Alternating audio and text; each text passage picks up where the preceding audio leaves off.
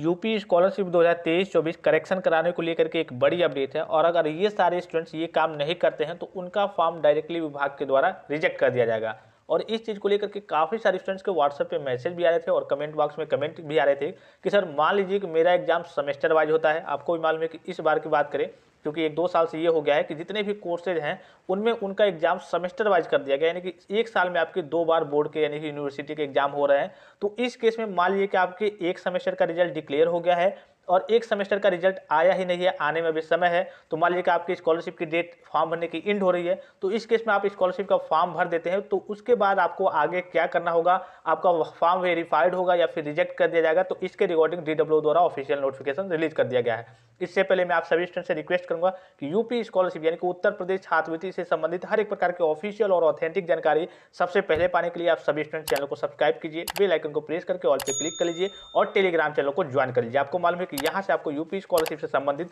हर एक प्रकार की ऑफिशियल और ऑथेंटिक अपडेट सबसे पहले मिलती है। तो तीसरा पॉइंट यहाँ देखिए, जो आपके DWO ऑफिस द्वारा ऑफिशियल नोटिफिकेशन रिलीज किया गया है, उसमें तीसरा पॉइंट मेंशन है कि छात्र द्वारा वार्षिक परीक्षा फल यानी कि दोनों सेमेस्टर का परीक्षा फल न निकलने की दशा में result not yet declared option चुनते हुए ऑनलाइन आवेदन किया जा सकेगा। ऐसे सभी छात्रों का डाटा संदेहास्पद श्रेणी में रखा जाएगा, यानी कि कहिए कि अलग उनका कहिए कि डाउटफुल वाली श्रेणी में रखा जाएगा कि हाँ इनका फॉर्म अभी कंप्लीट नहीं हुआ है, तथा समय सारणी में संदेहास्पद डाटा को सही करने की समयावधि के अनुसार परीक्षाफल भरते हुए आवेदन पूर्ण करके संस्था से भी परीक्षाफल अंकित कराते हुए अग्रसारित करना होगा। परीक्षाफल न निकलने अथवा छात्र द्वारा पूर्व में पूर्ण किए गए आवेदन में संशोधन न करने की एवं संस्था द्वारा संशोधित किए गए आवेदन को अग्रसारित न करने की दशा में आवेदन निरस्त माना जाएगा। यानी कि मान लीजिए कि आपका एग्जाम सेमेस्टर वाइज होता है और एक सेमेस्टर का आपका रिजल्ट डिक्लेयर हो गया है और दूसरे सेमेस्टर का रिजल्ट अभी आने में समय है और स्कॉलरशिप की आपकी डेट इंड हो रही है, आपने स्कॉलरशिप का फॉर्म फिलअप कर दिया, कॉलेज में फॉर्म को सबमिट कर दिया,